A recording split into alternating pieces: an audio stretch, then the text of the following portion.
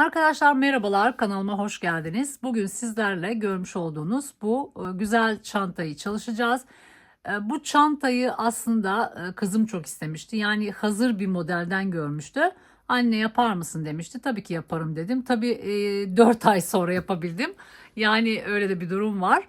Biliyorsunuz bizler kendi işlerimizin yoğunluğundan yapmak istediğimiz, kendimiz için çalışmak istediğimiz projeleri biraz erteleyebiliyoruz. Ama bir boşluk buldum ve hemen 2 günde örüverdim. Biraz spontane çıktı diyebilirim. Çünkü daha önce ithal rafyadan bu şekilde artışlı bir çanta yapmamıştım. Ama aşağı yukarı yaptığım hesaplar tuttu. Artışlı bir çanta arkadaşlar. Nasıl yaptım? Şimdi ben biliyorsunuz astar kullanmayı kaçındığım için bu tabanlarda farklı teknikler kullanıyorum. Yine bu tabanda çift taban çalıştım. Yani 2 tane böyle oval taban çalıştım. Arasına keçe koydum. O şekilde yaptım. Bakın şöyle göstereyim. Çok şık oldu. Yani hiç şu an astar kullanmama gerek yok. Hiç çökme yapmıyor. Gayet sert oldu.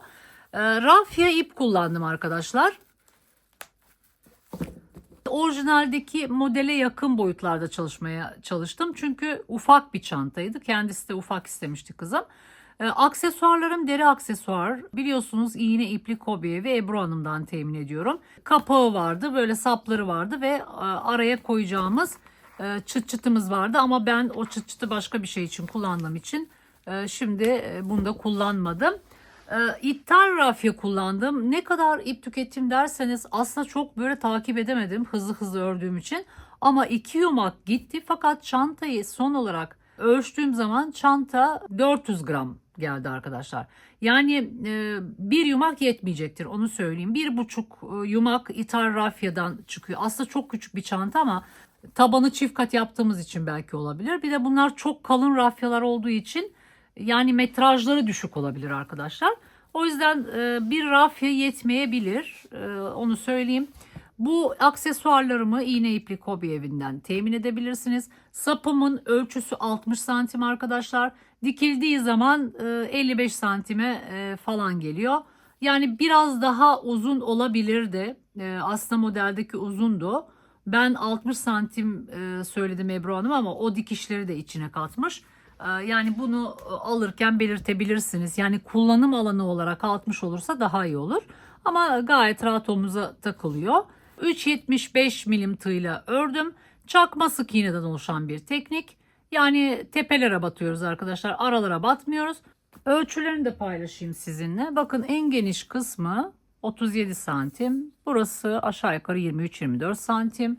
Şu boyumuz da 19 santim arkadaşlar.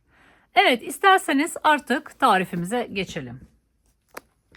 Evet arkadaşlar, çantamıza başlıyoruz. Ben bu çantamı ithal rafyadan yapacağım. Yanınızda belirleyiciler bulundurmanız gerekecek. Yani toplam 8 tane belirleyici bulundurursanız iyi olur. Yani 4 tanesi bir renk olursa, 4 tanesi bir renk olursa daha iyi olur takip etmek açısından. Şimdi bu çantanın tabanı gerçekten taş gibi olması lazım. Yani çok sert olması lazım. Model itibariyle kalıp gibi durması lazım. O yüzden ben yine astar kullanmayacağım için bu çantada 2 tane ayrı taban öreceğim. Bir tanesinin şablonunu çıkarttım arkadaşlar. Şöyle ölçü paylaşayım. Bakın tabanımız 19-19,5 santim gibi gelmiş. Genişliği de 9 santim gelmiş. Yani aynı ölçüde ikinci bir tabanı beraber çalışacağız. Daha sonra arasına keçe koyacağım ve birleştirerek gövdeyi çıkmaya başlayacağız. 18 adet zincir çekeceğiz. 3 ile köşeleri döneceğiz. Birinci sırayı sık iğneden oluşturacağız. Daha sonraki sıraları çakma sık iğne ile devam edeceğiz. Gövde de çakma sık iğne olacağı için tabanı da aynı teknikle öreceğiz. Bu çantayı ben 3,75 milim tığ ile öreceğim arkadaşlar. Denedim, tam geldi. Siz elinizin ayarına göre tığ numaranızı seçebilirsiniz. Şimdi şöyle biraz uzunca bir parça ayırıyorum. Yani 18 adet zincire yetecek kadar. Kilitle başlıyoruz.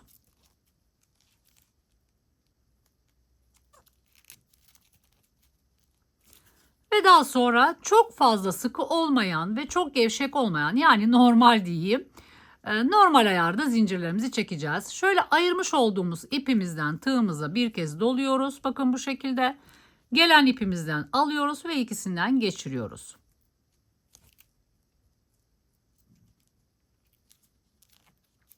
Bu bizim birinci zincirimiz. İsterseniz şuraya bir tane belirleyici koyalım.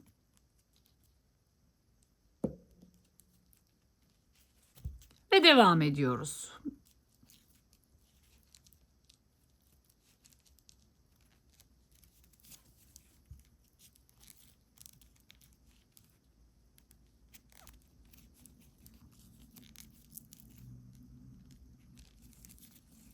Bakın bu şekilde tığıma doluyorum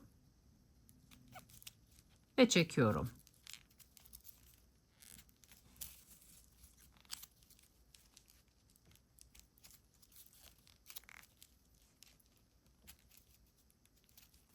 Bu şekilde ayırmış olduğum ipimden tığıma doluyorum ve ikisinden geçiriyorum.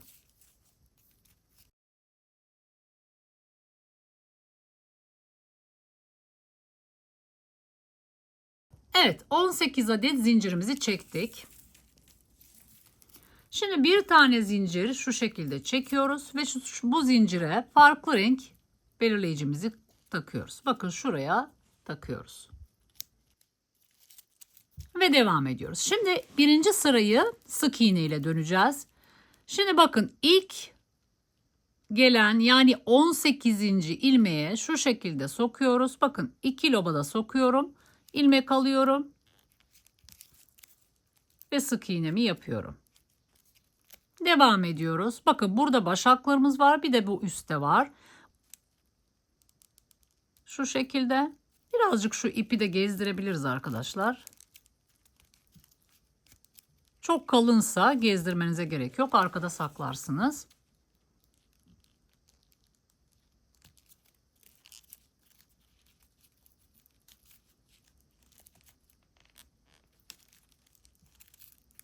Bu şekilde sık iğnelerimizi yapıyoruz. Bakın buraya batıyorum ve arkadaki loba batıyorum.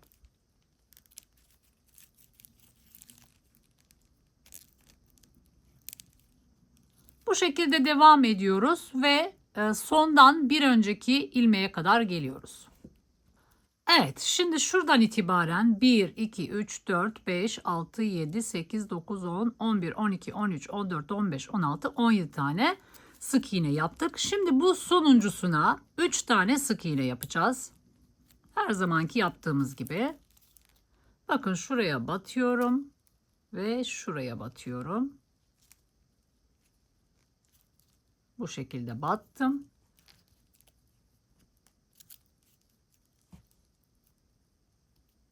İlmeğimi alıyorum. Ve son zincire birinci sık iğnemi yapıyorum. Şimdi buraya turuncu belirleyici koyalım.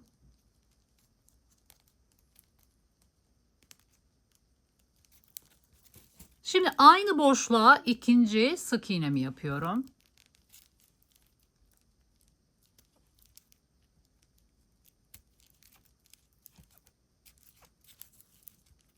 Buraya da koyalım.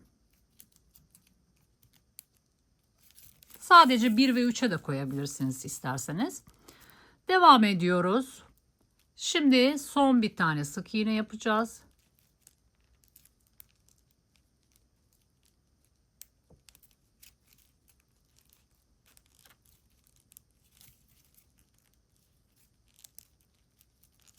Buraya da bir tane belirleyici koyuyoruz. Ve devam ediyoruz. Bakın hemen ilk boşlukla başlıyoruz sık iğnelerimize. Karşı tarafın sık iğnelerini yapıyoruz.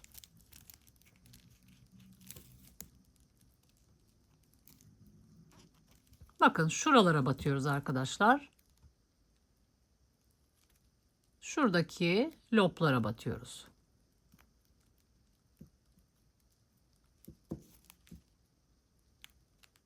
Şuradaki ve şuradaki loba batıyoruz.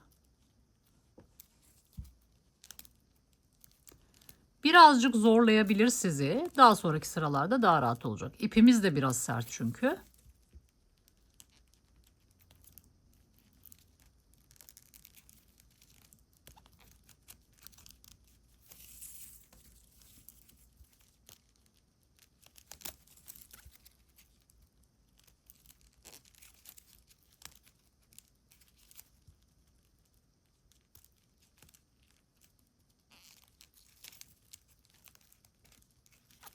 Evet, bu şekilde örüyoruz. Burada 17 tane tepe vardı. 17 tane sık iğne. Bu sırada da 17 tane sık iğne olana kadar, yani şu son noktaya da batıyoruz. 17 tane sık iğne örüyoruz arkadaşlar. Örüp geliyorum. Evet, şimdi bakın, bunu saymıyorsunuz belirleyiciyi. 1, 2, 3, 4, 5, 6, 7, 8, 9, 10, 11, 12, 13, 14, 15, 16. Şimdi en son şuraya batacağım. Bakın şurada son bir batacağım noktam var.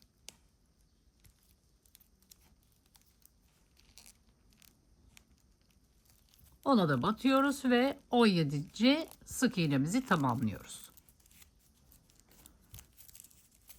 Şimdi bakın, burada belirleyici koyduğum bir nokta vardı. Görebiliyor musunuz?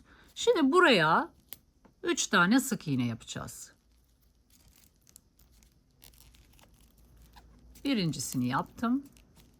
Buraya yeşil belirleyicimi koyayım. Aynı noktaya batıyorum. İkinci sık iğnemi yapıyorum. Buraya da koyalım.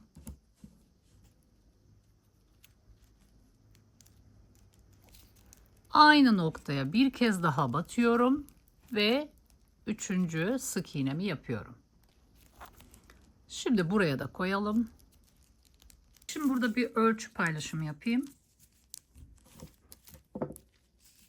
Şöyle ölçtüğümüz zaman birinci sıranın sık iğne sonrası ölçüsü yaklaşık 13 santim. Şimdi devam ediyoruz. Bu şekilde birinci sırayı sık iğne ile döndükten sonra şimdi çakma sık iğnelerimize başlıyoruz. Yani tekli trabzan yapacağız arkadaşlar. Şimdi tığımızı doluyoruz ve bakın, ilk ilmeğin şu tepesine batıyoruz. Bakın, tığımda 3 tane var. Şimdi üçünü bir çekiyoruz. Ve birinci çakma sık iğnemizi yapmış oluyoruz. Şimdi devam ediyoruz. Sık iğnelerin tepe boşluklarına batıyoruz. Şuralara batıyoruz. Ve çakma sık iğne yapıyoruz.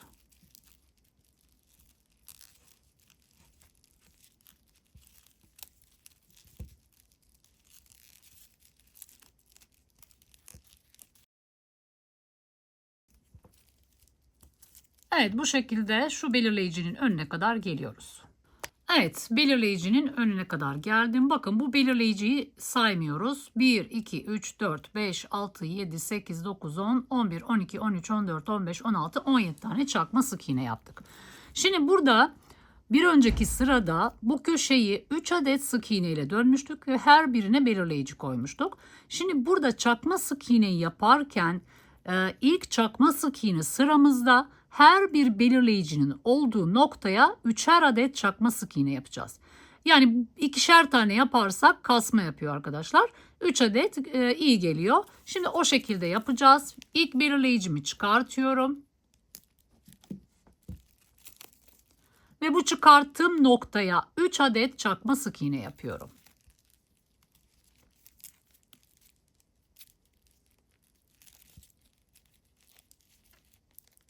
Birincisini yaptım. Birincisini yaptıktan sonra hemen belirleyicimizi takıyoruz.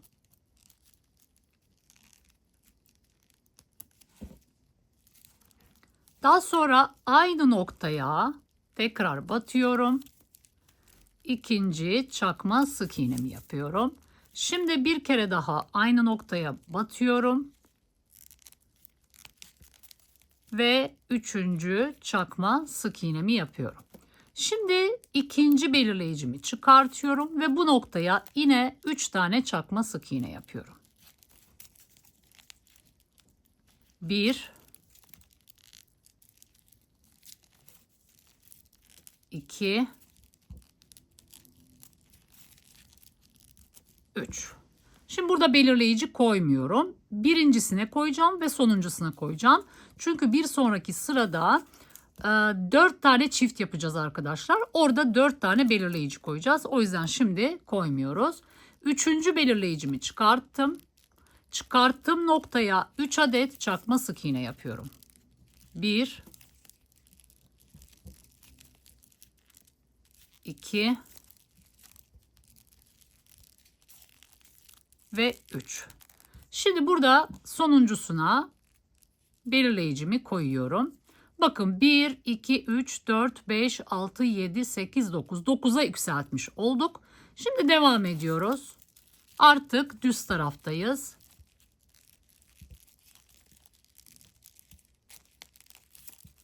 Çakma sık iğnelerimizle devam ediyoruz. Bu şekilde şu belirleyicinin önüne kadar geliyoruz.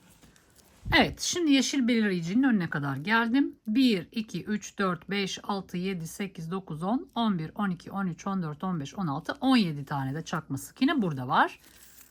Şimdi üçlü dönüş köşesine geldik. Her bir belirleyicinin içine 3'er adet çakma sık iğne yapacağız. 1. Birincisini yaptıktan sonra belirleyicimizi takıyoruz. Şimdi ikincisini yapıyorum. 2 ve 3. İkincisini çıkarıyorum. Yerine 3 adet çakma sık iğne yapıyorum. 1 2 ve 3. Şimdi sonuncu belirleyicimin içine 3 adet çakma sık iğne yapacağım. 1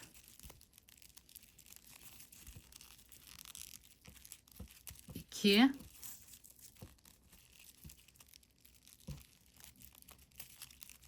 ve 3. Sonuncusuna belirleyicimizi takıyoruz.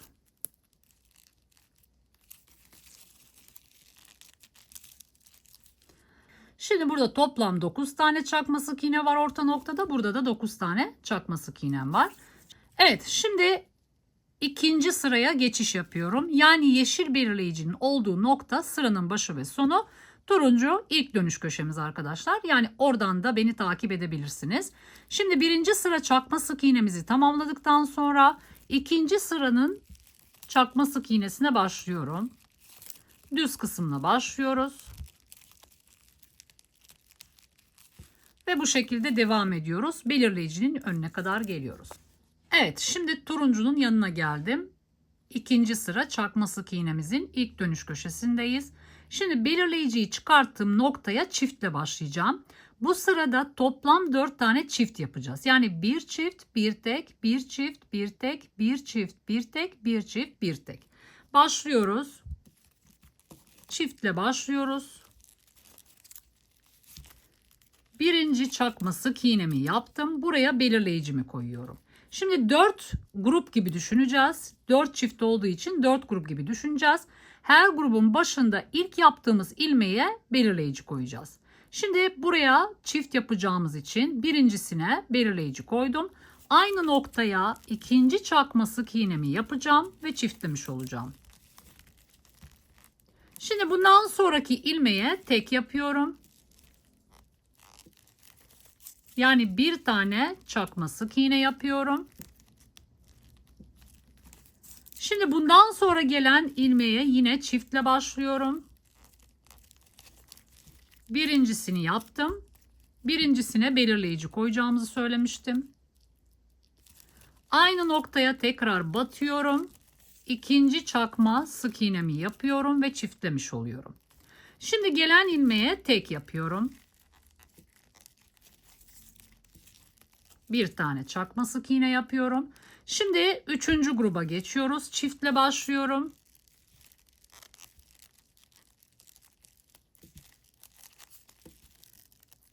Birinci çakma sık iğnemi yaptıktan sonra belirleyicimi koyuyorum.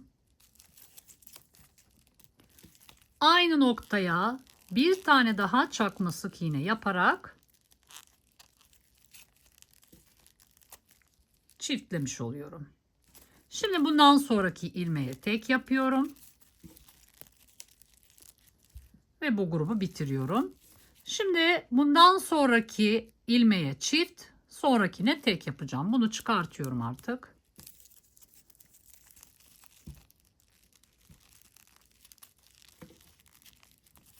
Bir, 2. Birincisine belirleyicimi koyuyorum. Şimdi gelen ilmeğe tek yapıyorum.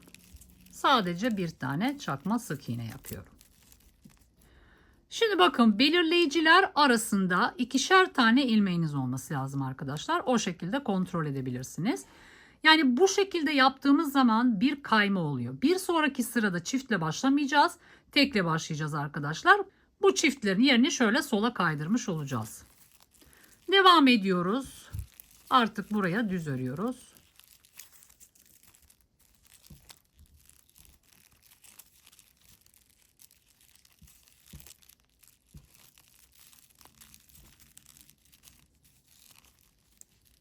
Evet, devam ediyoruz. Evet, şimdi yeşil bölgeye geldim. Yeşil bölge bizim sıranın başı ve sonuydu. Burayı da yaptıktan sonra ikinci çakma sık iğne sıramızı tamamlamış olacağız. Şimdi burada da bir çift bir tek yapacağım. 4 ana grup yapacağım. Çiftle başlıyorum. Birinci çakma sık iğnemi yaptım. Belirleyicimi koyuyorum. Her zaman grupların başına koyuyoruz. İlkine koyuyoruz. Aynı noktaya battım. İkinci çakma sık iğnemi yaptım. Şimdi sırada tek var. Bir tane tek yapacağız. Şimdi ikinci gruba başlıyoruz. Çiftle başlıyoruz. 1 ve 2. Yine burada ilmeğin birincisine belirleyicimizi takıyoruz. İki belirleyici arasında 2 tane ilmeğim var. Şimdi tek yapıyorum. Yani sadece bir tane çakma sık iğne yapıyorum ve bu grubu tamamlıyorum. Şimdi geldik 3. gruba. Çiftle başlıyorum.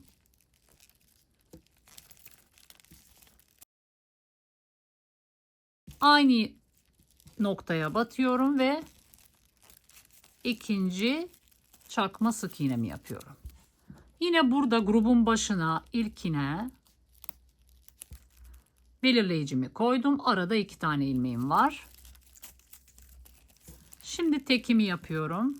Yani bir tane çakma sık iğne yapıyorum. Devam ediyoruz. Şimdi diğer gruba devam ediyoruz. Bu belirleyiciyi çıkartalım. Son gruptayız. Yine çiftle başlıyoruz. 1 ve 2. Şimdi yine birincisine belirleyicimi koyuyorum.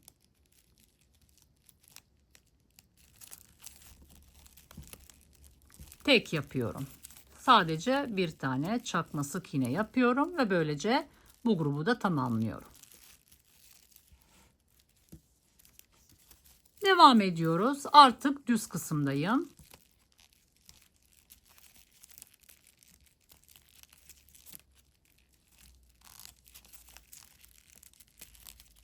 Evet, bu şekilde burayı tamamlayıp şu noktaya geliyorum. Evet, şimdi 1, 2, 3. Üçüncü çakma sık iğne sırasına başlangıç yaptık. Turuncu ilk bölgemizde arkadaşlar. Şimdi burada çiftlerimizin yerini kaydıracağız. Zaten belirleyiciler de bize gösteriyor. Bu tarafa doğru kayış var. O yüzden burada bir önceki sırada bir çift bir tek yapmıştık. Bu sırada ise 2 tek bir çift yapacağız. Teklerimiz bir bir yükseliyor her sırada. Çiftlerimiz her sırada 4 adet oluyor. Ama bir sırada tekle başlamışken diğer sırada çiftle başlıyoruz. Şimdi bir önceki sırada çiftle başladık. Burada tekle başlayacağız. Yani 2 tek bir çift yapacağız arkadaşlar.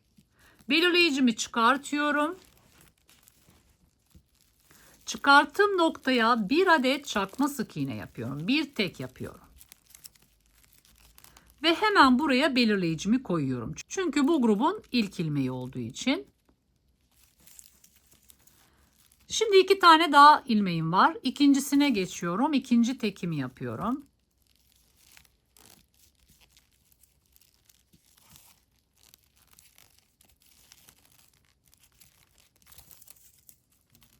Şimdi son bir ilmeğim var. Buraya çift yapacağım. Yani 2 tane çakma sık iğne yapacağım. 1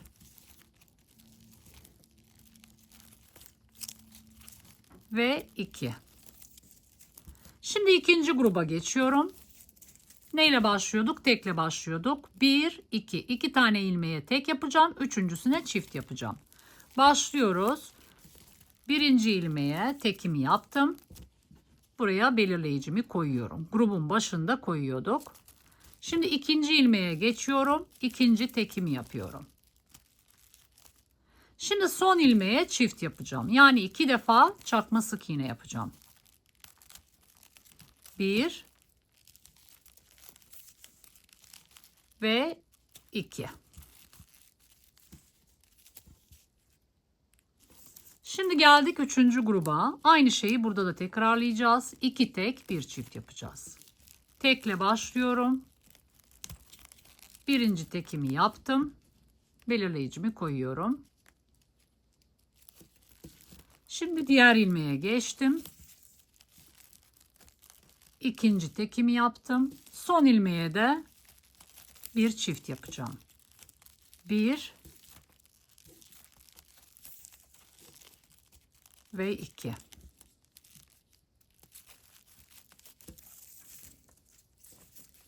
Şimdi geldik son gruba.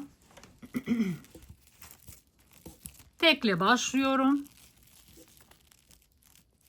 Birinci tekimi yaptım. Buraya belirleyicimi koyuyorum.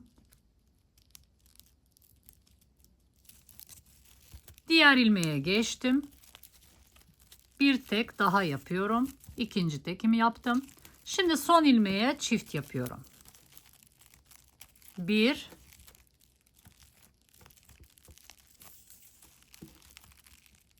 ve 2. Böylece tamamlamış oldum. Belirleyiciler arasında 1, 2, 3. Bakın 1, 2, 3. 1, 2, 3'er tane ilmeğim var arkadaşlar. Ve devam ediyoruz. Düz tarafı yapıyoruz. Dönüşü tamamladık.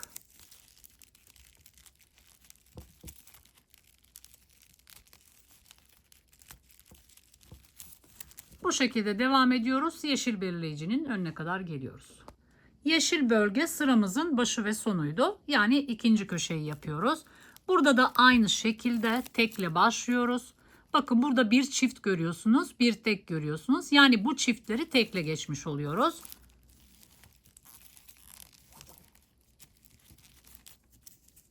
Birinci tekimi yaptım. Hemen belirleyicimi grubun başına koyuyorum. Diğer ilmeğe geçiyorum. Ve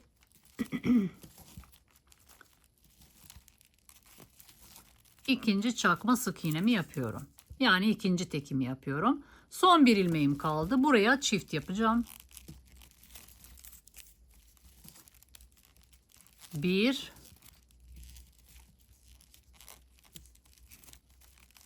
ve 2. Şimdi ikinci gruba geldik. Tekle başlayacağım. Birinci tekimi yaptım. Belirleyicimi koyuyorum.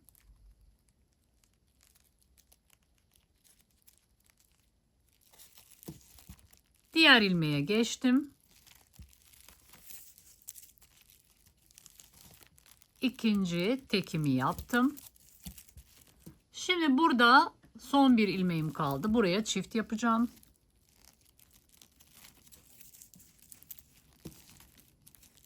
1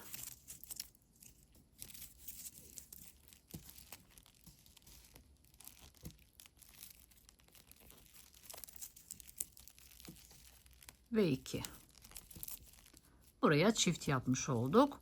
Şimdi 3. gruba geçiyoruz.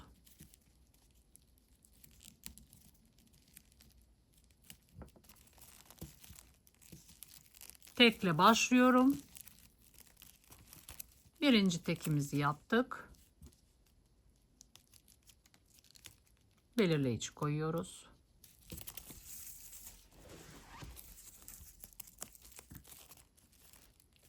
Şimdi ikinci ilmeğe geçiyorum. Ve ikinci tekimi yapıyorum. Şimdi son ilmeğe çift yapacağım.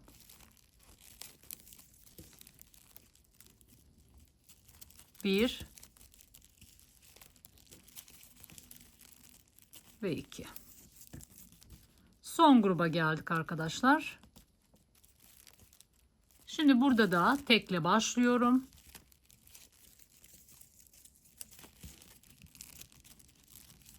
Birinci tekimi yaptım. Şimdi buraya belirleyici koyuyoruz yine. Diğer ilmeğe geçiyorum. Ve ikinci tekimi yapıyorum. Şimdi son ilmeğimize, yani buradaki gelen ilmeğe çift yapıyorum. Bir ve iki. Böylece iki tek bir çift sırasını tamamlamış oluyoruz arkadaşlar. Şimdi burada bir sıra sık iğne yaptık. 1, 2, 3. 3 sıra çakma sık iğne yaptık. Son sıramızı yapacağız arkadaşlar. Şimdi dördüncü sıraya başlıyoruz arkadaşlar. Düz taraftayız. Devam ediyoruz. Çakma sık iğnelerimize. Bu şekilde devam ediyoruz ve ilk dönüş köşemize geliyoruz. Evet, şimdi son sırayı yapıyoruz. İlk dönüş köşesindeyiz. Belirleyicimizi çıkartıyoruz. Şimdi burada bir önceki sırada tekle başlamıştık. Yani iki tek bir çift yapmıştık. Şimdi burada bir çift üç tek yapacağız. Çiftle başlıyoruz. İlk belirleyiciyi çıkarttığımız noktayla başlıyoruz. Bir ve iki. Burada belirleyici koymanıza gerek yok. Çünkü artık son sıramız. 1, 2, 3 tane ilmeğim var. Hepsini tekle geçeceğim. 1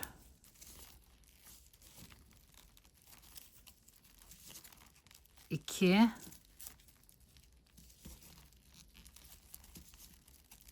3.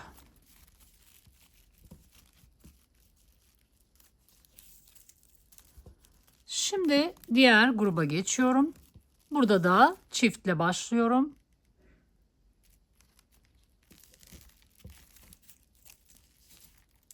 Bir,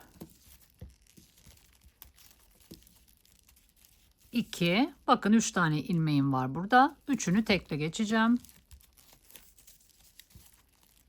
Bir,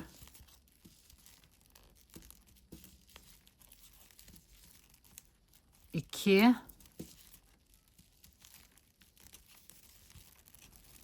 ve 3.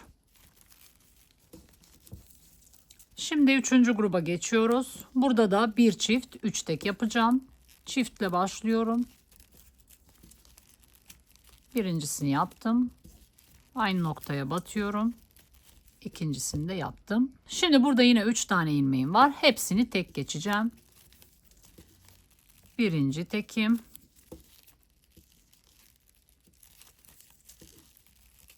İkinci tekim. Ve üçüncü tekim. Şimdi devam ediyoruz. Son grubu yapıyoruz. Çiftle başlıyorum. 1 ve 2. Şimdi 3 tane tek yapacağız. 1 2 ve 3. İpim kalınlaştı biraz sanki arkadaşlar. Zorlanıyorum şu an. Evet. Ve devam ediyoruz. Düz taraftayım.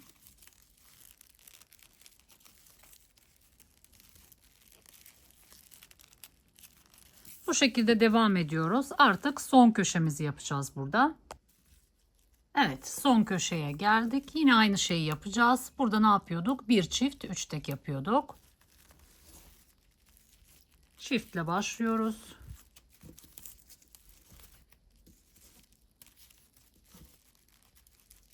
Çiftimizi yaptık. 3 tane ilmeğim var. 3 tane tek yapacağım.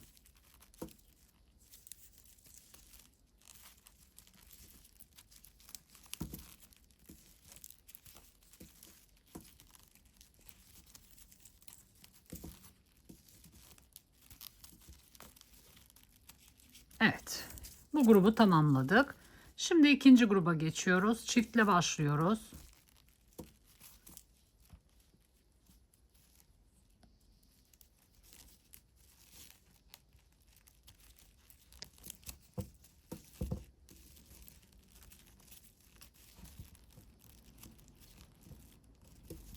Şimdi 3 tane tek yapıyorum.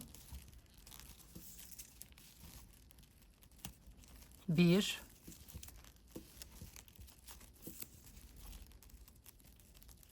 2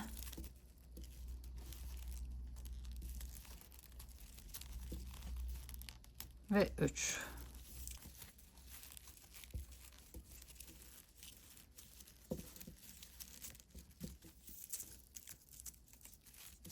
Şimdi üçüncü gruba geçiyorum. Çiftle başlıyorum.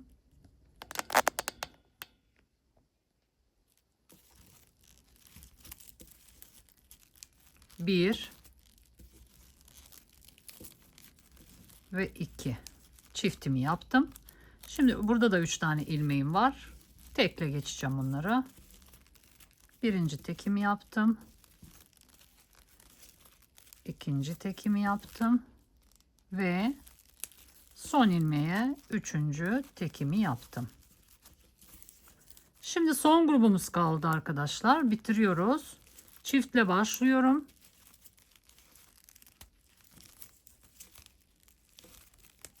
Aynı noktaya 2 tane çakma sık iğne yaptım. Şimdi 3 tane tekim kaldı. 1 2. Şimdi üçüncüsüne sık iğne yapacağım arkadaşlar. Yükseltiyi düşürmek için sık iğne yaptım. Burada ipimi kesiyorum.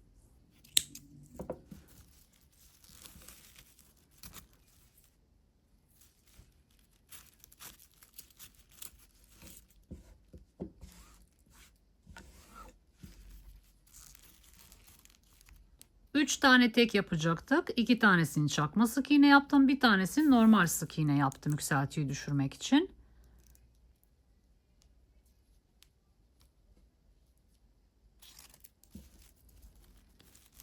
Şimdi en son sık iğnemi buraya yapmıştım. Bu ilmeği atlıyorum. Bir sonrakine iğnemi soktum. Şimdi bakın buradan çıkmıştım. Şu lobu ve şuradaki arkadaki lobdan geçiyorum. Bu şekilde bitiriyoruz. Daha sonra şuradan geçiyorum. Birazcık gezdireceğim. Şuradan arkaya geçiyorum.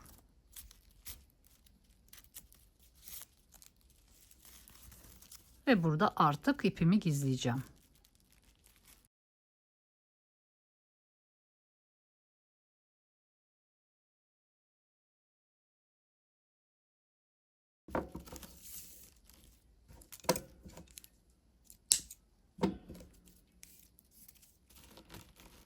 Şuradaki ipimi birazcık gezdireyim.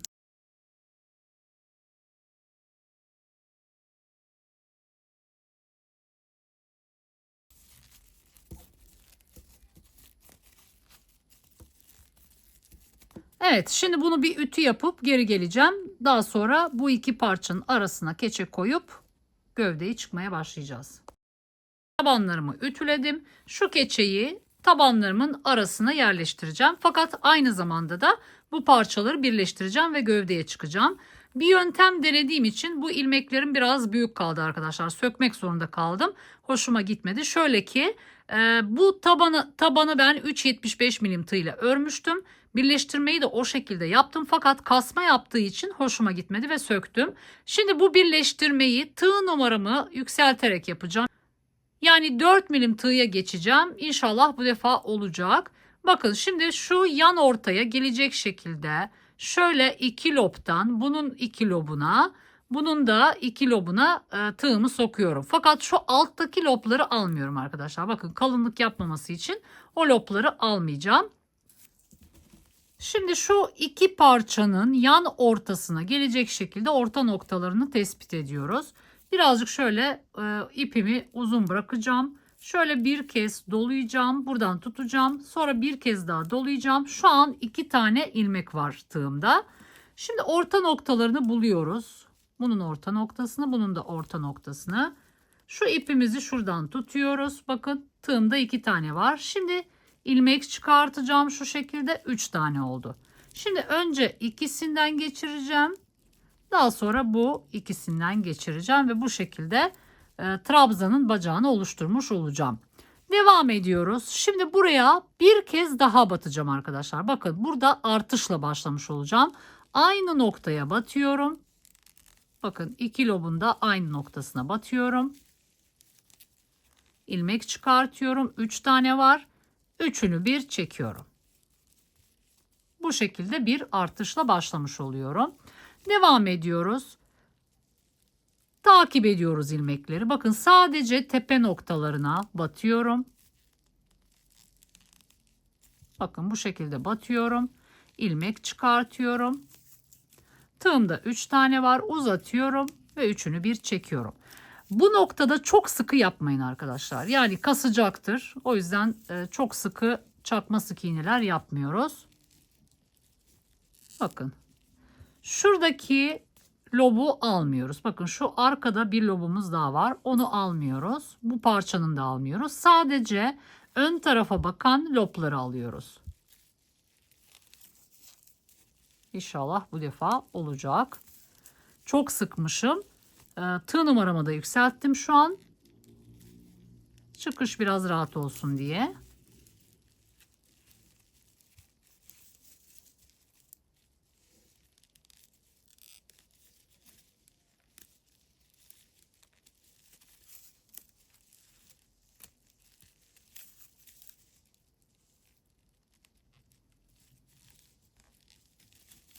Böylece hem tabanlarımızı birleştirmiş oluyoruz hem de gövdeye çıkış yapıyoruz şu an.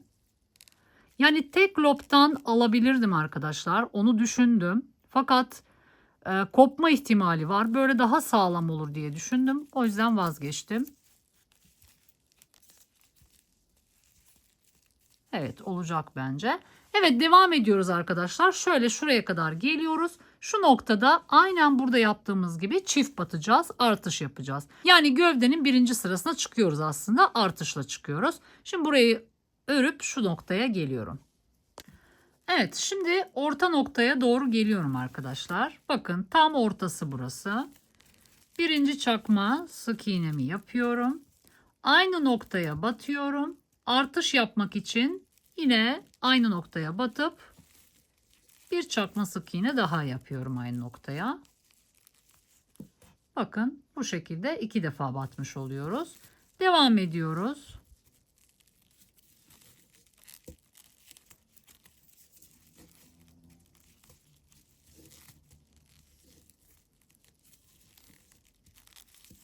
Şunu söyleyeyim arkadaşlar. Şimdi tığ numaramı yükseltince kasma yapmadı. Ama sizin eğer kasmanız oluyorsa eğer şu köşe noktalarına bakın şuraya, şuraya, şuraya ve şuraya bir artış daha yapabilirsiniz. Yani o da sonradan aklıma geldi. Onu da yapabilirdik. O şekilde de yapabilirsiniz. Ama şu an ben tığ numaramı yükselttiğim için bir kasma yapmadı. Gayet iyi gidiyor şu an. Birazcık da bol tutmaya çalışıyorum elimi.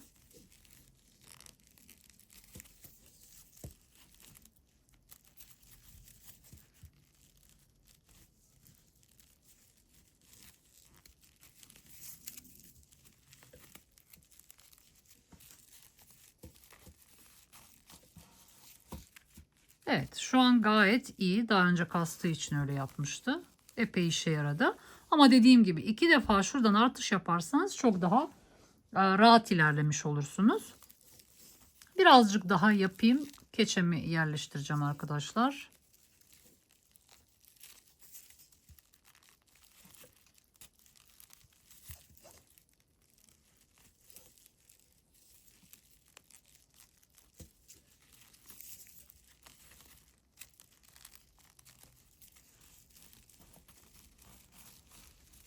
Yok, gayet iyi şu an. Bakalım keçeyi yerleştirince mi acaba yapmıştık asma?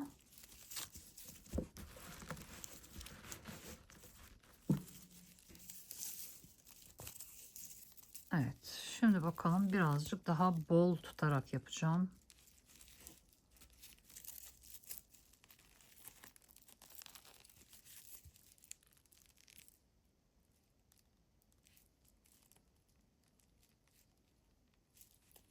Şurası kopma ihtimali var.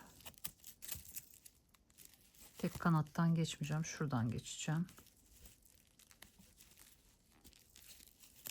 Daha sağlam olsun.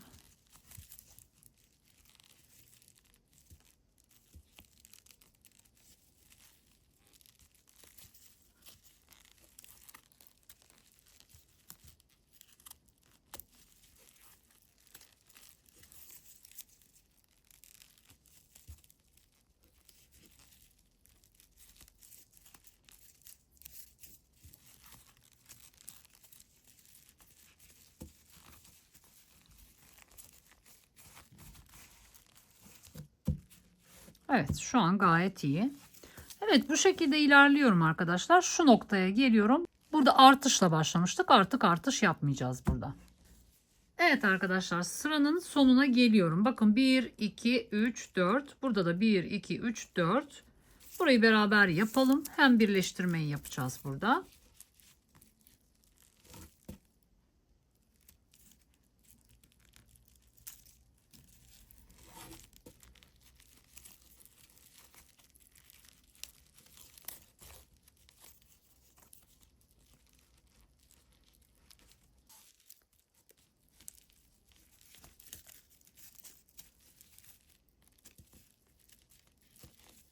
Evet, tığ numaramı büyütmek işe yaradı arkadaşlar. Gayet güzel oluyor. Bakın, burası da son. Görülüyor mu? Son ilmekleri birleştiriyorum.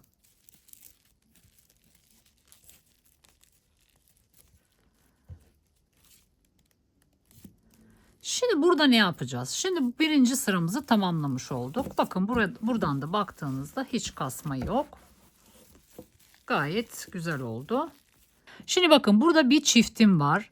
Şimdi bundan sonra artık üst sıraya çıkıyoruz. Fakat burada kaydırmayla birleştirip üst sıraya çıkma şeklinde, yani ek şeklinde yapmayacağım. Çakma sık iğne olduğu için, çok yüksek olmadığı için trabzanım. Burada ben spirale çevireceğim bunu. Şöyle yapacağız. Şimdi öncelikle yapmanız gereken şey şuradaki ilmeğinizi sıkmanızdır arkadaşlar. Birleştirme yapacağımız için aralık olmasın. Batacağımız nokta şu çiftin arası olacak. Bakın, şu çiftin arasına batacağız. Bir tane çakma sık iğne, uzun bir çakma sık iğne yapacağız. Daha sonra aynı noktaya tekrar batıp ikinci çakma sık iğnemizi yapacağız. Şimdi bu ilmeğimi sıkıyorum. Tığıma ipimi doluyorum. Araya sokuyorum. Almış olduğum ilmeği şu şekilde uzatıyorum arkadaşlar. Bakın, şu şekilde uzatıyorum ve şöyle birleştiriyorum. Bakın, şu şekilde birleştiriyoruz. Şimdi tekrar doluyorum ve aynı noktaya ikinci sık iğnemi yapıyorum. Pardon, ikinci çakma sık iğnemi yapıyorum. Birazcık yamuk gibi gözüküyor olabilir ama bir sonraki sırada düzelecektir arkadaşlar. Yani burada artık spirale çevirmek zorundayım. Şimdi burada bakın, çakma sık iğnelerin tepe boşluklarına batıyoruz. Şu araya batmıyoruz. Biliyorsunuz benim araya battığım modellerim de var. Ama burada şu tepe noktalarına batacağız.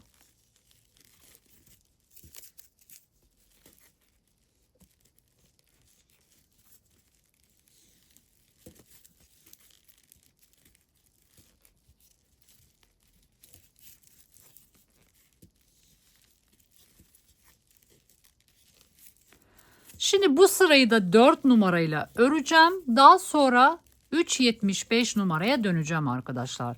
Burada da herhangi bir kasma yapmaması için bu şekilde devam edeceğim.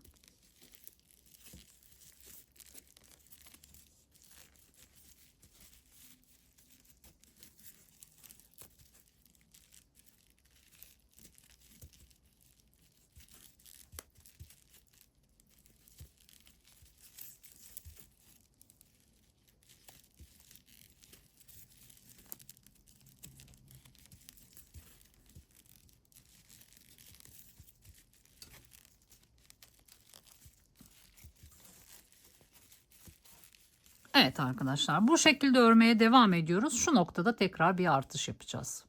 Evet, orta noktaya geldik arkadaşlar. Şimdi burada yine artış yapacağız. Bakın şimdi buraya 2 defa batacağım. Birinci çakma sık iğnemi yaptım. Şimdi aynı noktaya batıyorum. Ve ikinci çakma sık iğnemi yapıyorum ve devam ediyorum. Artık diğer tepe boşluklarına birer kez batıyoruz.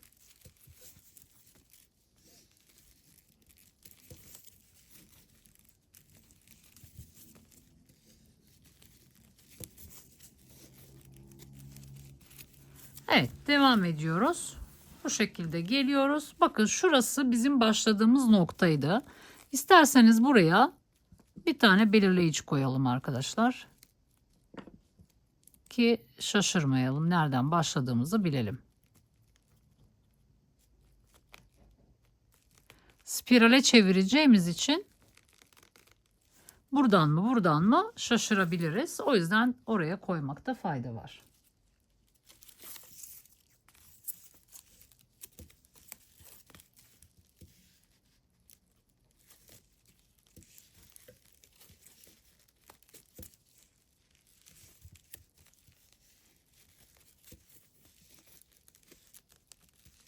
Evet, artık devam etmeyeyim. Şu noktaya kadar örüp geliyorum arkadaşlar. Buradaki geçişi bir kez daha göstereceğim. Daha sonra nasıl ilerleyeceğimizi söyleyeceğim ve böylece gövdeyi çıkmaya devam edeceğiz. Şimdi bakın bu noktaya geldim. Burası bizim birleştirme yaptığımız noktaydı. Burayı beraber geçelim. Bakın buraya batacağım, buraya batacağım ve buraya batacağım arkadaşlar. Yani her bir ilmeğin tepesine batıyoruz. Şimdi buraya batarken birazcık uzun çekiyorum arkadaşlar. Şununla eşitlemek için. Bakın şöyle biraz uzun çekiyorum. Aradaki yükselti farkı kaybolsun diye. Bakın hemen toparlıyor zaten. Şimdi burada artışımızı yapmıştık. Üçüncü sıraya geçiş yapıyoruz arkadaşlar. Bakın üçüncü sıraya geçiş yapıyorum. Şimdi yine artış yapacağım. Fakat şu çift yaptığım noktadan değil, onun yanından yapacağım bu defa. Bakın bir sonrakinden yapacağım. Birincisini yaptım. Şimdi ikincisini de yaptım. Şimdi buralara isterseniz böyle belirleyici koyabilirsiniz. Bakın artış noktalarına buraya koyalım. Bir de şu diğer noktaya koyalım. Yani o bize hatırlatsın diye.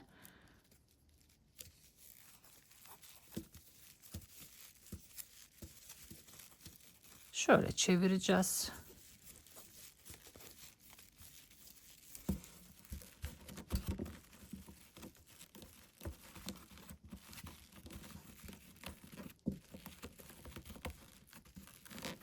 Çıktıkça düzelecek bu arkadaşlar.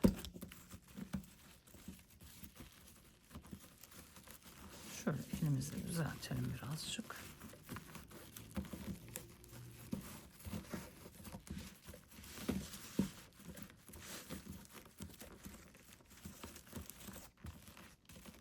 Şimdi çıktıkça düzelecek. Evet, şimdi 2 sıra çıkmış olduk. Burada ne yaptık? 3. sıraya başlangıç yaptık. Yine burada çiftle başladık. Yani bundan sonraki örgü planımız şu şekilde olacak. 10 sıra boyunca her sırada birer artış yapacağız. Şu yan ortalardan bir buradan bir buradan artış yapacağız. Yani bundan sonra artık devam etmeme gerek yok. Siz bunu yapabilirsiniz. Dediğim gibi 10 sıra boyunca artış yapacağız. Ölçümüze bir bakacağız. Eğer çok hızlı genişlerse bir sıra düz, bir sıra artış şeklinde devam edeceğiz. Şu an tam öngöremiyorum. Çünkü ipim kalın. Belki bir anda genişleyebilir. Ama yaptığım hesaba göre ben burada 20 sıra çıkacağım gövdemi. Yani 20 sırada tamamlayacağımı düşünüyorum. Belki 1-2 sıra oynayabilir ölçümde. Ama yaptım hesabımı. Tam 20 sıra yetecek gibi gözüküyor. 20 sıranın sonunda artışlarımı da belirledim. Yani kaç ilmeğe ulaşırsam enim istediğim boyutlarda olur. Onları da hesap ettim. Fakat yine de uygulamalı bir şekilde nasıl ilerleyeceğini hep beraber göreceğiz. O yüzden bundan sonra devam etmeyeceğim. Yani sizin devam etmenizi isteyeceğim. 10 sıra her iki kenardan birer trabzan arttırıyoruz ve tekrar 10. sıranın sonunda buluşuyoruz arkadaşlar. Evet, şimdi ben gövdemin 10 sırasını çıktım. Beraber sayacağız. Ölçüyü vereceğim. Şimdi bakın, burası benim sıramın başı ve sonu. Buraya belirleyici koymuştum. Bakın, burada çiftimden önce bitirmiş oldum. Şimdi biz artışlarımızı nasıl yapıyoruz? Her yeni sıraya başladığımızda buraya artışla başlıyoruz. Geliyoruz, artışımızı yapıyoruz. Daha sonra sırayı tamamlıyoruz. Buraya geliyoruz. Diğer sıraya yine artışla başlıyoruz. O yüzden ben artıştan önce bunu size göstermek istedim. Bakın, sıramı bitirdim. 10. sıramın sonuna geldim. Şimdi tabanımızı 4 sıra yapmıştık. Burası sık iğne. Daha sonra 1, 2, 3, 4 sıra çakma sık iğneden oluşan taban yaptık. 4'ten sonra bakın 1, 2, 3, 4, 5, 6, 7, 8, 9, 10. Buradan da aynı şekilde bakın, bu taraftan da saydığımızda burası sık iğnemiz. 1, 2, 3, 4 taban. 1, 2, 3, 4, 5, 6, 7, 8, 9, 10. Yani gövde olarak saydığımız zaman 10 sıra gövde çıktım. Ne yaptık? Bir buradan, bir de buradan birer artış yaptık. Yani her sırada 2 ilmek artırmış olduk. Şu an ütümü yapmadım arkadaşlar. Şimdi bir boy ölçüsü paylaşacağım. Şöyle bakın, ölçtüğüm zaman şöyle ölçeyim. Bakın, çantam bu şekilde. Ölçtüğüm zaman yani şuraya kadar 9 santim. Şöyle de ölçtüğüm zaman 9 santim. Şimdi bir de çevresini ölçelim. Yani en sağlıklı ölçü bu şekilde olur arkadaşlar. Şimdi böyle ölçsem çok sağlıklı olmaz. Bakın, hiç oynatmıyorum mezuramı. Buradan itibaren şu şekilde tutuyorum.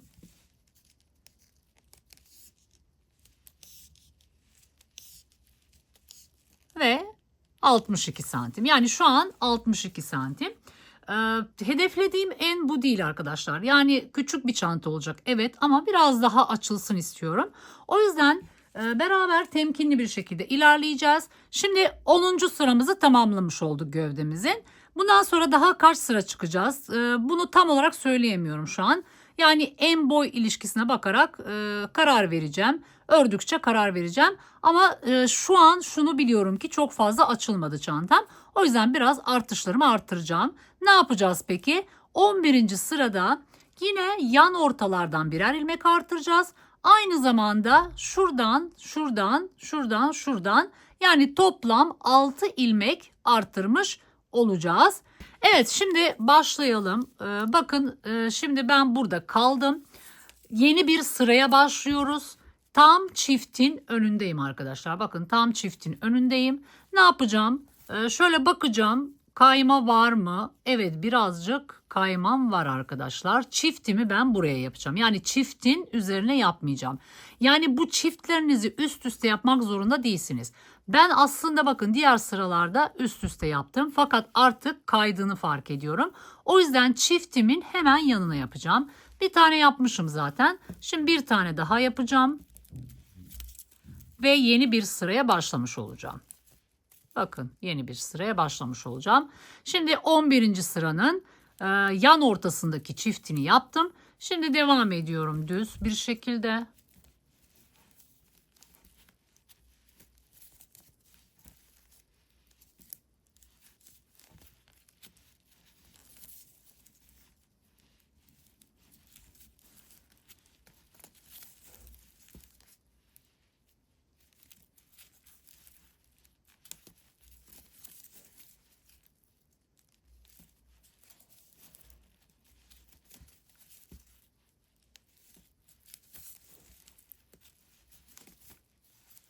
Şimdi bakalım kaç ilmek oldu? 1, 2, 3, 4, 5, 6.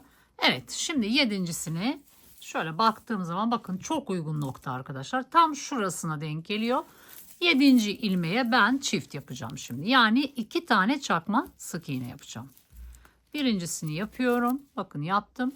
Şimdi aynı noktaya tekrar batıyorum ve ikinci çakma sık iğnemi yapıyorum. Demek ki bir tane burada yaptık, bir tane de köşeye çift yaptık. Şimdi buraları örüyorum arkadaşlar. şu noktaya geliyorum. Bakın şu noktaya geleceğim. Burada bir artış yapacağız, onu göstereceğim. Evet, şimdi bakın bu köşeye geldim. Buradan da 7 ilmek bırakıyoruz arkadaşlar. Bakın çiftim burada 1, 2, 3, 4, 5, 6, 7. 7'nin içindeyim. Bir tanesini yapmıştım. Şimdi buraya bir tane daha çakma sık iğne yapacağım. Aynı boşluğun içerisine. Yani buraya çiftimizi koyacağız. Bakın burayı çiftlemiş oldum. Şimdi devam ediyorum. Diğer yan ortaya doğru geliyorum. Burayı kesmeyeceğim.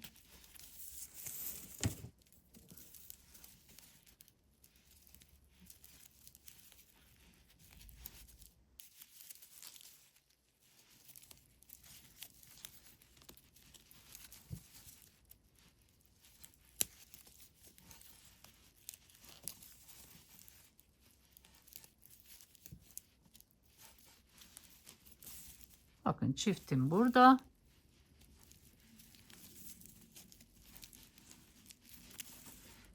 Bakalım. Evet. Şöyle baktığım zaman yani çiftin üzerine değil de şu sağ tarafa yapacağım arkadaşlar. Bakın birazcık kaydıracağım.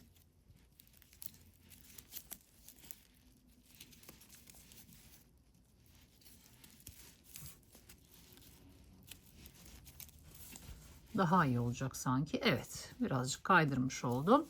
Şimdi buradan da şöyle göz kararı şuraya gelecek şekilde 6. veya 7. ilmeğe yapabilirsiniz arkadaşlar. Yani 6 veya 7 ilmek sonrası çift yapabilirsiniz. Şimdi son çiftim değil, son çiftten bir önceki çift yapacağız. Çünkü son çiftimizi şurada yapacağız. Bakın şurada yapacağız. Buraya çünkü çift yapmadık. Sıranın sonu çünkü burada bitmiş olacak. Buradan başlamıştık. Son çiftimizi burada yapacağız. 6. çiftimizi.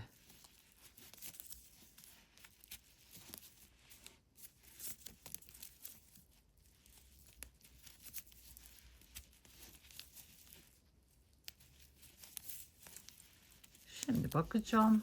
Şöyle baktığım zaman evet burası uygundur. Şununla da şöyle kıyaslayabilirsiniz. Şöyle baktığınız zaman evet. 1, 2, 3, 4, 5, 6.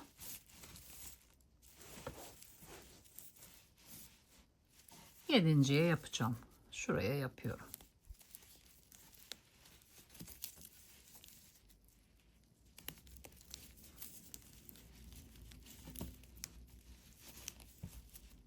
Evet, bakın buraya bir çift yaptım. Buraya da bir çift yaptım. Şimdi devam ediyoruz. Burayı düz örüyoruz ve buraya son çiftimizi yapacağız. Evet, bakın burası sıramın başı ve sonu. Buraya doğru geliyorum arkadaşlar. Şimdi buraya yine buradan 7 ilmek bıraktım. 6 veya 7 ilmek bırakabilirsiniz. Şu köşeye denk gelecek şekilde son çiftimizi yapıyoruz 11. sıranın. Bakın aynı noktaya 2 defa battım. Şimdi devam ediyoruz. Bakın sıranın sonuna geliyorum. Burayı beraber yapalım.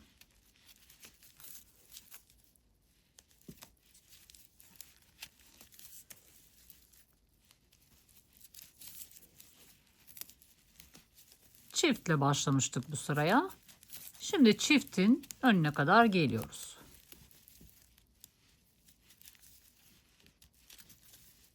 Bakın burada çiftim.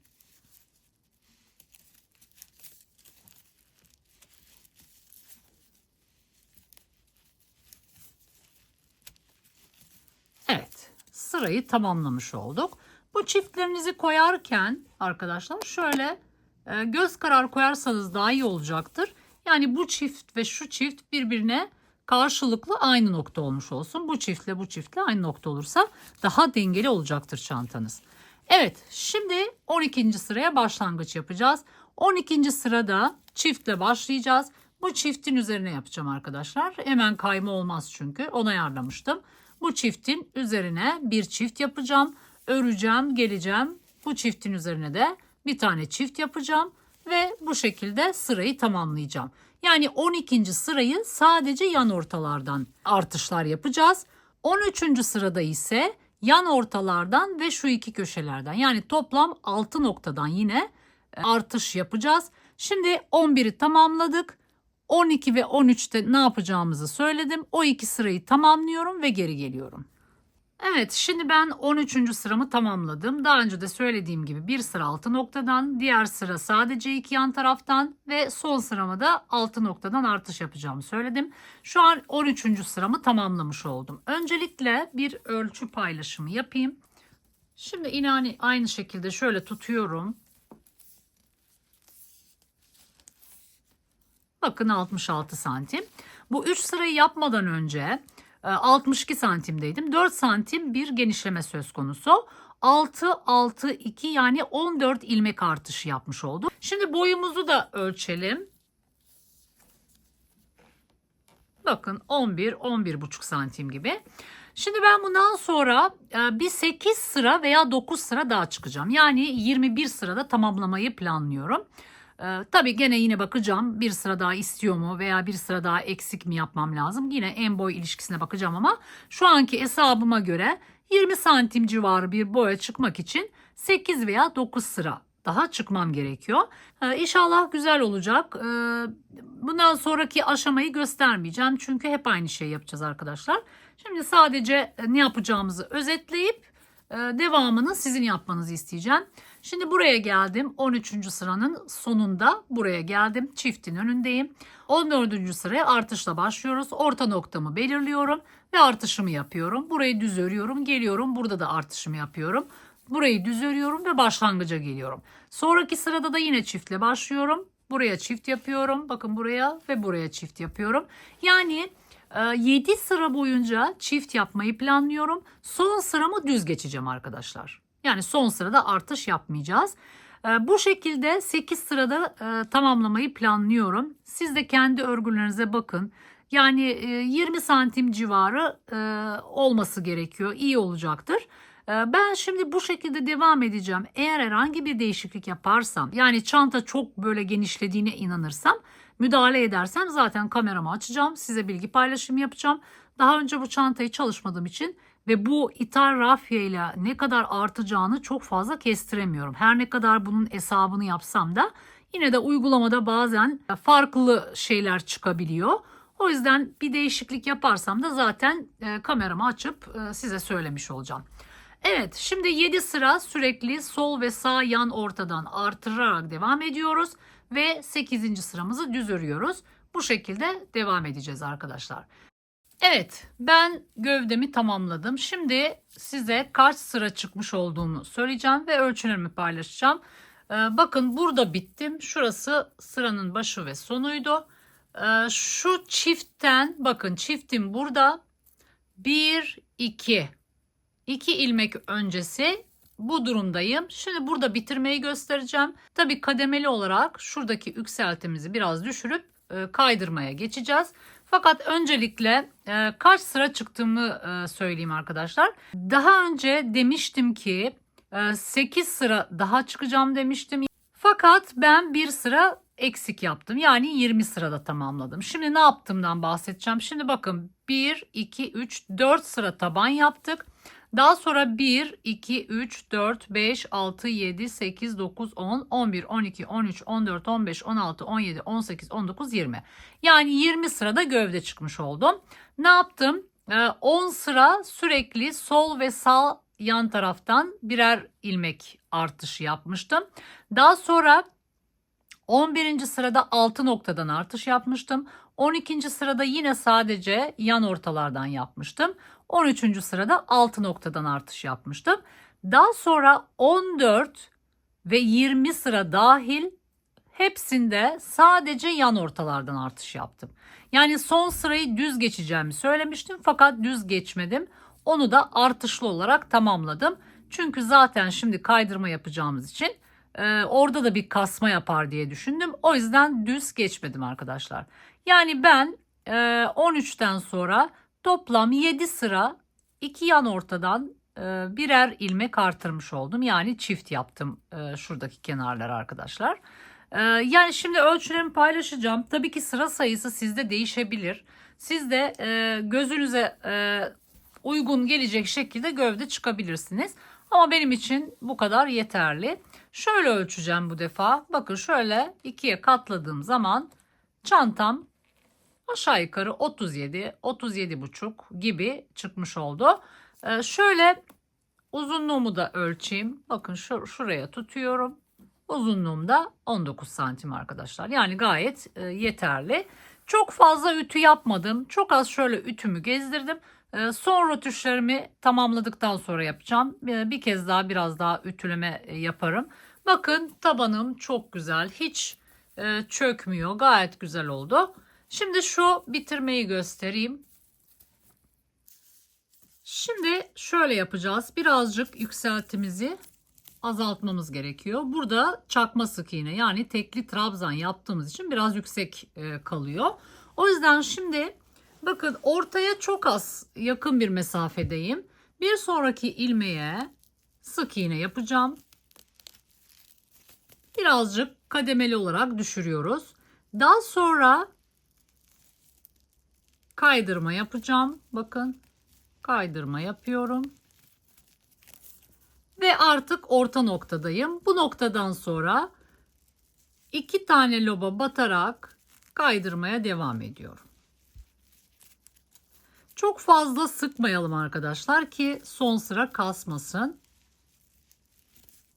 Benim de elim biraz sıkı ama gevşek yapmaya çalışıyorum. Yani tabii ki çok gevşek değil ama çok sıkmayalım. Bakın bu şekilde. Zaten yükseltimiz kayboldu.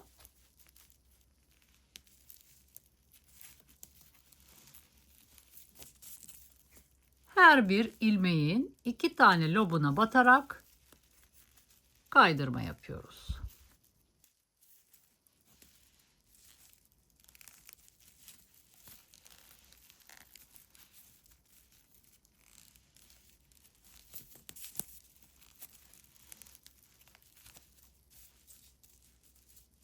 Evet, bu şekilde devam ediyorum.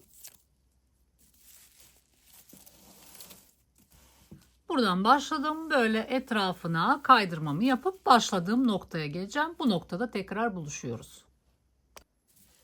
Evet, bu şekilde kaydırmamızı tamamlıyoruz. Bakın gayet tok oldu. Yani bu kaydırmayı yapmamızın amacı biraz daha sert olması için, sert bir bitiş olsun diye. Şimdi geldiğim noktayı gösteriyorum. Bakın başlangıcım burasıydı. Bakın burada sık iğne ile yükseltiyi düşürdüğümüz nokta vardı. Tam onun önündeyim. Şimdi ipimi keseceğim.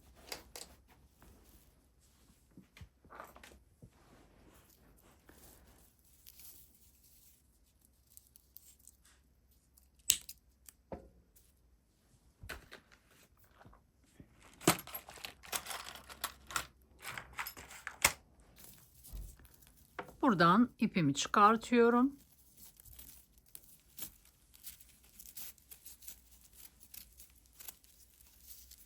Bakın bu şekilde çıkarttım. Şimdi iğne yardımıyla temiz bir bitiş yapacağız. Şimdi bakın bu sık iğnenin olduğu noktayı atlıyorum. Yani bir ilmek atlıyorum. Bir sonrakinden iğnemi sokuyorum.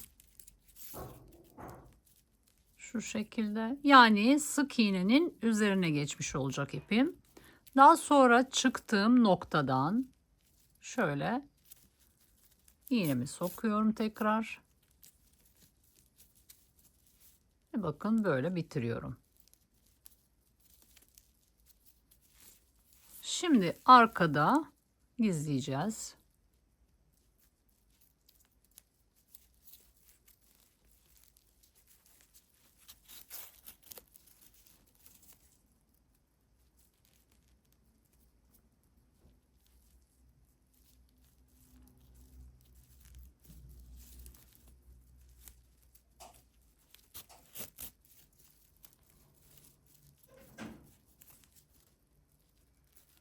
Şimdi şurada aralardan gireceğim. Belli olmayacak şekilde. Birazcık ipimi gezdireceğim.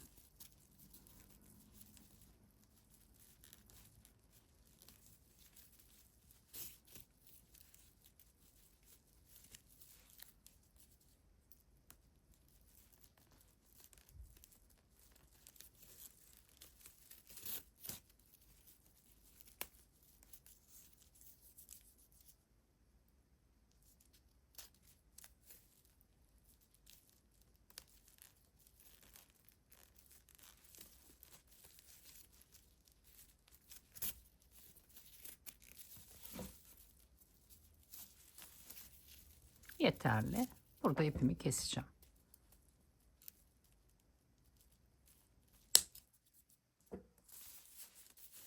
Evet, şuraya bir ütü basacağım arkadaşlar.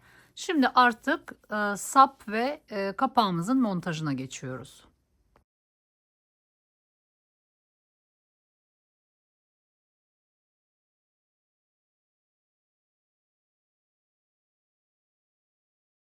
Bu şekilde diktim, ayarladım. Yani aslında göstermeyi istiyordum size arkadaşlar ama ayarlaması çok zor kamera karşısında. Nasıl yaptığımı anlatacağım. Kızım için yaptığım için biraz düzgün yapmak istedim. O yüzden bunların yerini ayarladım ve kapak kısmını diktim.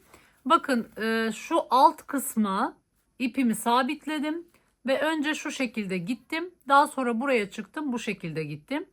İsterseniz hiç boşluk bırakmayın. Benim ipim birazcık kısıtlı. Kahverengi ipim olmadığı için ancak yettireceğim için bu şekilde idareli kullandım burayı. Daha sonra eğer aynı ipten alırsam buraları da geçebilirim. Ama böyle de çok sağlam oldu. Böyle de kalabilir. Yani çok kötü durmadı bu şekilde. Size göstermek için birazcık ip ayırdım. Şimdi diğer sapı dikeceğim.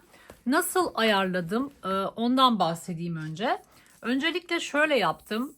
Çantanın tamamının ölçüsünü aldım. 37 santim. Orta noktasını buldum. 18,5 santim orta noktasına belirleyici koydum.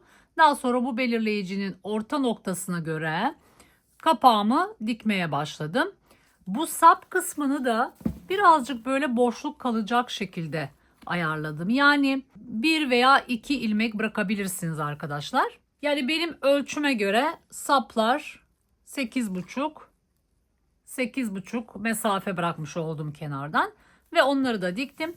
Saplarımın deliklerin en son deliğini tam şu hizaya gelecek şekilde bakın şuradan monte ettim.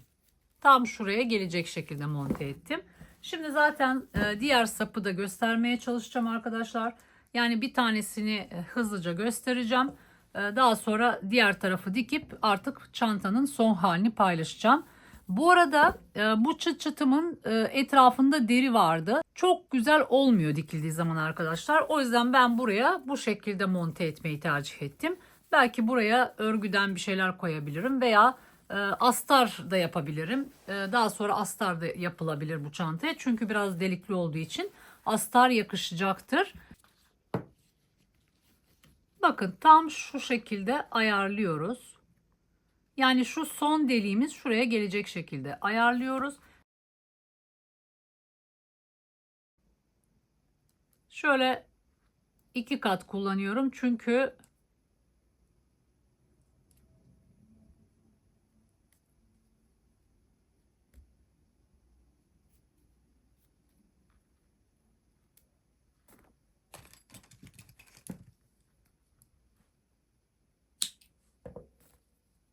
ince bir ip. Şimdi başlayalım. Öncelikle şuraya bir düğüm atacağım.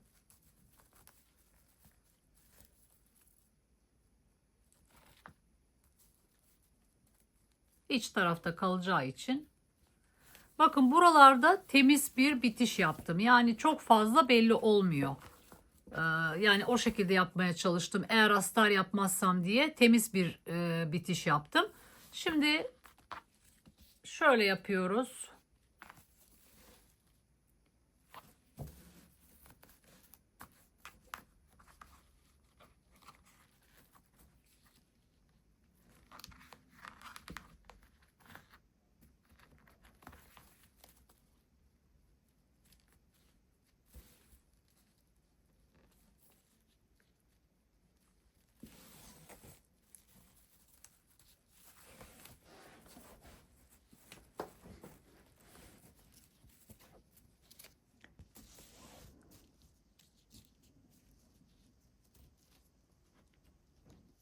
Şimdi şu tarafa şöyle çıkacağım.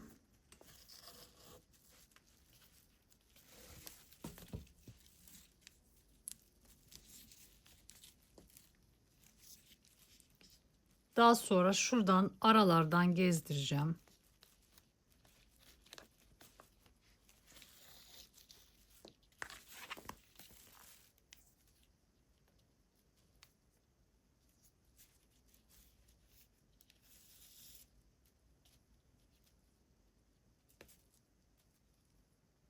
Bakın tam bu kaydırmanın olduğu noktadayım şimdi.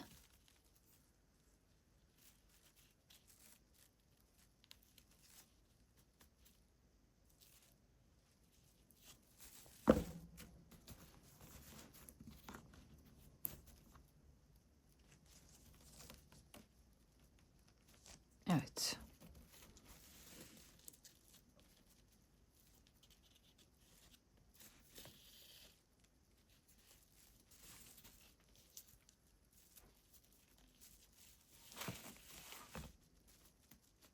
Şimdi alt delikten giriyorum.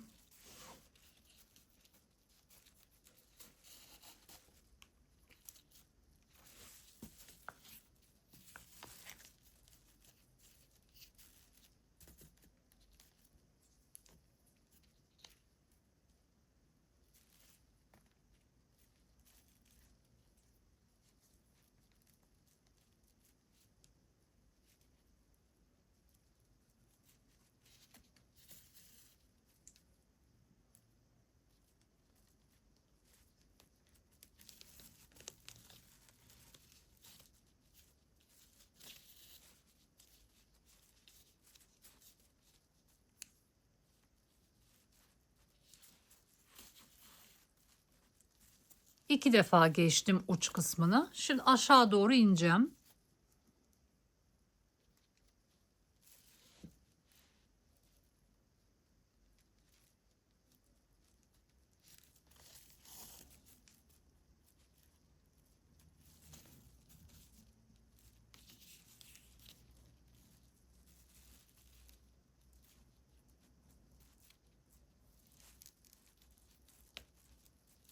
Bakın şimdi diğer delikten çıkıyorum. Şimdi buraya giriyorum.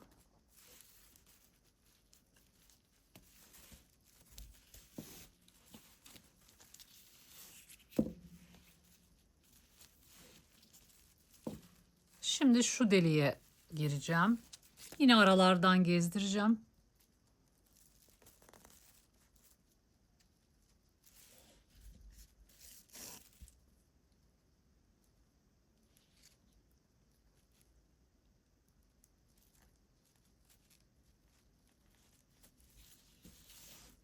Yani ilmeklerin aralarından gezdiriyoruz.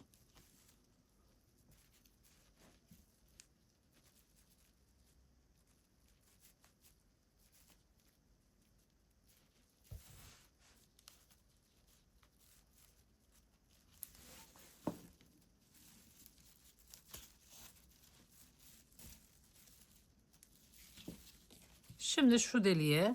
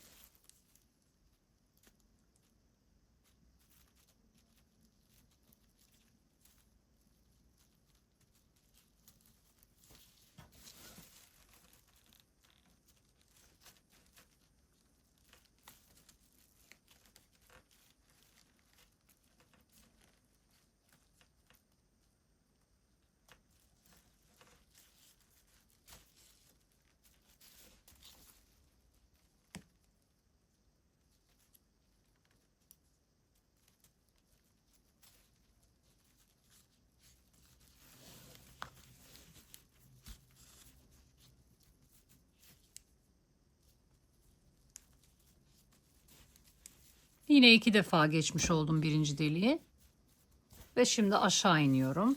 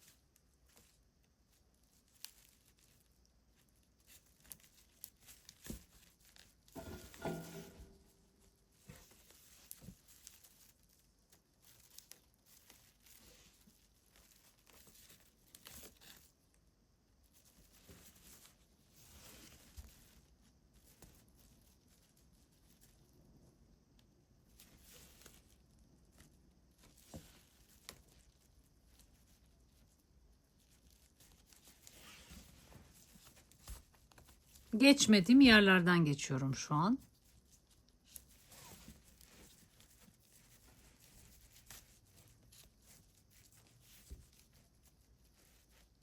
Şimdi şuraya geçeceğim. Bakın aralardan geçiyorum. Ama astar yapacaksanız çok daha kolay işiniz. Bu kadar uğraşmaya gerek yok. Ben eğer astar dikemezsem diye yine de temiz bir bitiş yapmak istiyorum. İçeriden de belli olmasın.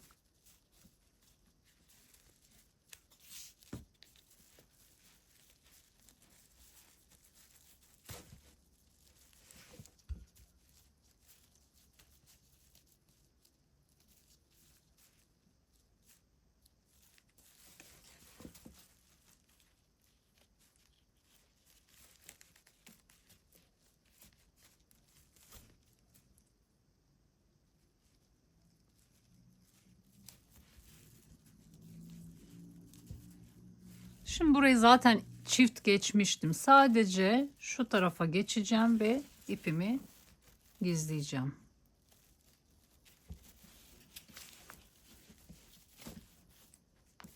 Gayet sağlam oluyor.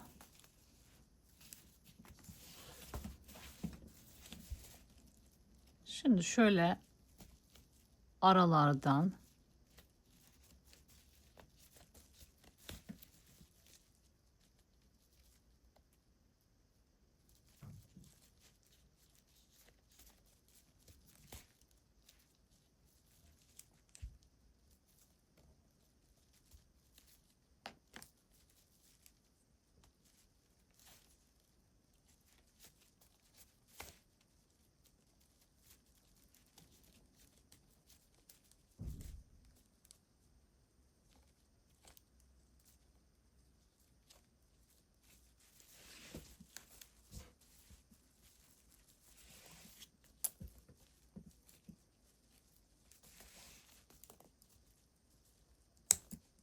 evet.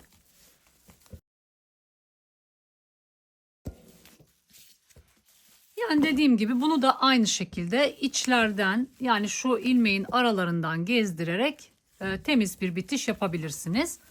Evet, bu kadar arkadaşlar. Şimdi ben bu sapımı da dikeceğim ve artık videomuzu kapatacağız.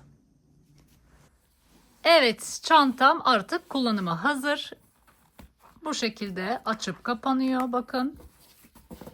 Yani gerçekten şirin bir çanta oldu. Umarım kızım da beğenir. Ölçülerini zaten vermiştim. Evet, artık videomuzu kapatıyoruz. Epeydir bu hatırlatmayı yapmamıştım. Arkadaşlar, eğer hala kanalıma abone değilseniz abone olabilirsiniz, beğenebilirsiniz ve yorumlarda bulunabilirsiniz. Bu benim kanalım için katkı sağlayacaktır. Şimdiden teşekkür ediyorum. Bir sonraki modellerde görüşmek üzere. Şimdilik hoşça kalın.